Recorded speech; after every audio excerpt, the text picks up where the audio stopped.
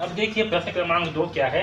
किसी आयत की दो आसन्न भुजाओं की माप क्रमशः 5 सेंटीमीटर और 7.5 सेंटीमीटर है। निम्न स्केल गुणक मानते हुए नए आयतों की माप और क्षेत्रफल ज्ञात कीजिए। ओके, हमें क्या करना है, हमें यहाँ पर गुणक दिया हुआ है, इसका उपयोग करके हमें नए आयतों की माप और क्षेत्रफल ज्ञात करनी है। ओके, तो देखिए हमें यहाँ पास 3 मान दिया हुआ है। पहला गुणक दिया है 0.8, दूसरा दिया है 1.2 और तीसरा दिया है 1.0। ओके, तो चलिए इसे हल करते हैं। तो देखिए सबसे पहला गुणक क्या दिया है, हमें स्केल गुणक दिया है 0.8। ओके, और हमें दो आसन्न भुजाओं की माप क्या दिया हुआ है, तो हमें जो है आयत की आसन्न भुजाएं, तो देखिए ये क्या है, एक आयत है। ओके, ये क्या है, एक आयत है। इसकी आसन्न भुजाएं क्या होंगी, आसन्न मतलब कि लगा हुआ भुजा। इसकी आसन्न भुजाएं एक ये भुजा है, इसकी आसन्न भुजाएं ये होगी, ये भुजा और ये भुजा।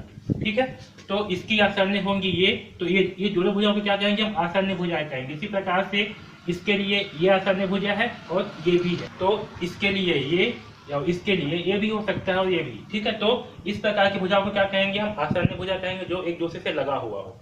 ठीक है, तो नए आयत की देखिए, तो दो आसन्न भुजाओं की माप क्या दी है, 5 सेंटीमीटर और 7.5 सेंटीमीटर। तो अब देखिए नए आयत की दो आसन्न भुजाओं का माप क्या होगा। हमें गुणक क्या दिया, गुणक दिया है 0.8। ओके, तो देखिए पहली भुजा क्या है, पहली भुजा है 5 सेंटीमीटर। ठीक है, तो हम क्या करेंगे, 5 सेंटीमीटर में इस 0.8 का गुणा कर देंगे। ओके, तो चलिए करते हैं 0.8 का गुणा कर देंगे। ठीक है, तो कितना आएगा, 8 पंचे 40। ओके, ये आएगा 40। ठीक है, अब देखिए 40 आया। अब यहाँ पास एक अंक के बाद क्या है, दशमलव है, तो यहाँ भी होगा एक अंक के बाद में दशमलव, यानी कि 4.0। ओके, तो जो आयत है इसकी पहली भुजा का माप क्या होगा, 4.0 और दूसरी भुजा कितना है, 7.5। इसका भी गुणा होगा 0.8। तो देखिए कितना आएगा, 8 पंचे 40 के शून्य, हासिल आएगा 4, 8 सत्ते 56। ओके, 56 और 4 होगा 60। ठीक है, अब यहाँ देखिए, यहाँ एक अंक है, यहाँ एक अंक, यानी कि कुल 2 अंक है। तो आंसर में भी क्या होगा, 2 अंक के बाद में दशमलव लगेगा, यानी कि यहाँ पास जो है दशमलव लगेगा। तो ये कितना हो गया, ये हो गया 6.00। ओके, ये आपको सेंटीमीटर में होगा और ये भी होगा सेंटीमीटर। पहला गुणक के द्वारा हमें इसकी भुजाओं की माप क्या प्राप्त हुआ, 4 सेंटीमीटर और 6 सेंटीमीटर। अब देखिए इसका क्षेत्रफल क्या होगा, तो नए आयत का क्षेत्रफल। ओके, नए आयत का क्षेत्रफल। ठीक, तो नए आयत का क्षेत्रफल क्या होगा, आयत का क्षेत्रफल क्या होता है, लंबाई इंटू चौड़ाई होता है। तो यहाँ पर जो है लंबाई मान के चलते हैं 6 है और चौड़ाई जो है 4 है, तो क्या होगा 6 इंटू 4। अब देखिए यहाँ पास दशमलव के बाद 0 का कोई वैल्यू नहीं होता, तो मैं यहाँ पास दशमलव के बाद 0 को नहीं लिख रहा हूँ। वैसे यहाँ पास भी क्या है, दशमलव के बाद 0 का कोई वैल्यू नहीं है, तो यहाँ पास भी दशमलव के बाद 0 को नहीं लिख रहा हूँ। ओके, तो 6 चौके क्या होगा, 24। तो यहाँ पास आएगा 24 सेंटीमीटर। ओके, 6 चौक कितना, तो 6 चौक आएगा 24 सेंटीमीटर। ठीक है, तो हम जब पहले गुणांक का यूज करेंगे 0.8 का, तो इसमें भुजाओं का मान क्या होगी, इसमें जो है भुजाओं की माप होगी 4 सेंटीमीटर और 6 सेंटीमीटर और इसका क्षेत्रफल होगी 24 सेंटीमीटर। ओके, आया समझ में। तो इस प्रकार से जो है हम इस प्रश्न क्रमांक 2 को हल करेंगे। ओके, अब देखिए ये जो हमें दूसरा गुणांक दिया है 1.2, तो हम इस गुणांक का उपयोग करके क्या करेंगे, इसको नए भुजा का मान निकालेंगे। ओके, तो देखिए नए गुणांक क्या है, 1.2।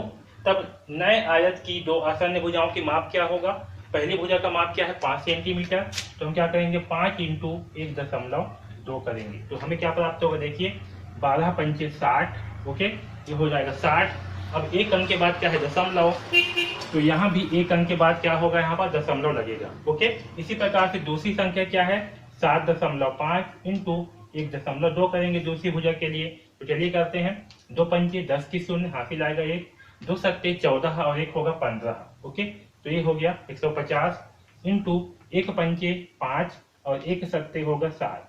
ठीक, तो यहाँ आ गया 0, 5 और 5 10 की शून्य, हासिल आएगा 1 7 और 1 8 और 1 9। ठीक है, तो ये हो गया 9। अब देखिए यहाँ पास क्या है, ये एक अंक है और ये एक अंक, यानी कि कुल कितने अंक हो गए, तो कुल जो है 2 अंक हो गए, यानी कि हमारे पास क्या है आंसर में 2 अंक के बाद लगाएंगे दशमलव, तो यहाँ पास लगाएंगे दशमलव, तो हमें मान क्या प्राप्त हुआ, 9.00। ओके, तो देखिए हमें पहली भुजा क्या प्राप्त हुआ, 6 सेंटीमीटर।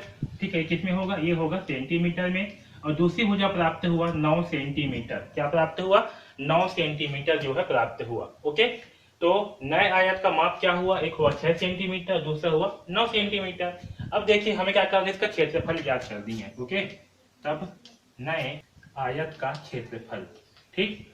तो नए आयत का क्षेत्रफल क्या होगा, तो क्षेत्रफल का परिभाषा होता है, सॉरी फार्मूला होता है लंबाई इंटू चौड़ाई। ओके, हमें लंबाई क्या दी है, लंबाई मान लेते हैं 9 को और चौड़ाई मान लेते हैं 6 को। ओके, क्योंकि यहाँ भी दशमलव के बाद 0 है, इसलिए मैं दशमलव और 0 को नहीं लिख रहा हूँ।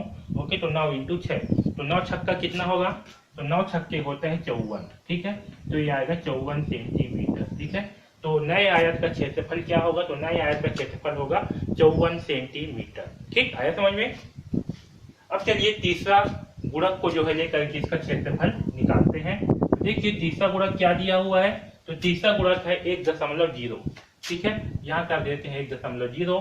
तो पहली भुजा क्या है, इस आयत की पहली भुजा है 5, तो हम करेंगे 5 इंटू 1.0 और 5 इंटू 1.0 का मान कितना आएगा, तो 0 पंचे 0, ओके, 1 पंचे 5, तो कितना आएगा, सॉरी यहाँ होगा क्रॉस, है ना, और 1 पंचे 5, तो कितना आएगा, हमें प्राप्त होगा 50, ठीक है। अब देखिए इसमें क्या है, एक अंक के बाद में लगा है दशमलव, तो यहाँ भी क्या होगा, एक अंक के बाद में लगेगा दशमलव, तो इसका मान कितना प्राप्त हुआ, इसका मान प्राप्त हुआ 5.0, ठीक है। इसी प्रकार से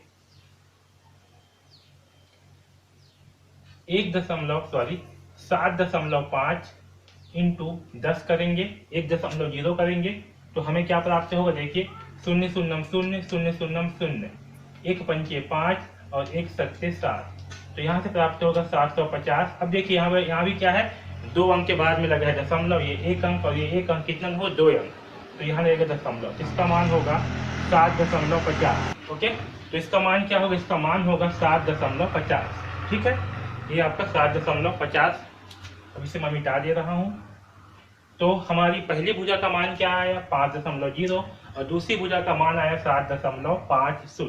ओके, तो चलिए अब जो है इस नए आयत का क्षेत्रफल निकालते हैं। तो नए आयत का क्षेत्रफल का फार्मूला क्या होगा, लंबाई इंटू चौड़ाई। लंबाई क्या है, लंबाई लेते हैं 7.5, ठीक है। दशमलव के बाद 0 का कोई मतलब नहीं होता, इसलिए मैं 0 को नहीं लिख रहा हूँ, इंटू 5, ठीक है। तो चलिए 7.5 इंटू 5 करते हैं, क्या प्राप्त होगा, 5 पंचे 25 की 5, हासिल आएगा 2, 5 सत्ते 35, 35 और 2, तो 35 और 2 होगा 37, ठीक है। अब यहाँ देखिए, यहाँ क्या है, एक अंक के बाद में लगा है दशमलव, तो इसके आंसर में भी एक अंक के बाद में लगाएंगे दशमलव, तो हमें क्या प्राप्त हुआ, 37.5 सेंटीमीटर, सॉरी वर्ग सेंटीमीटर होगा, है ना, वर्ग सेंटीमीटर प्राप्त होगा, ठीक है।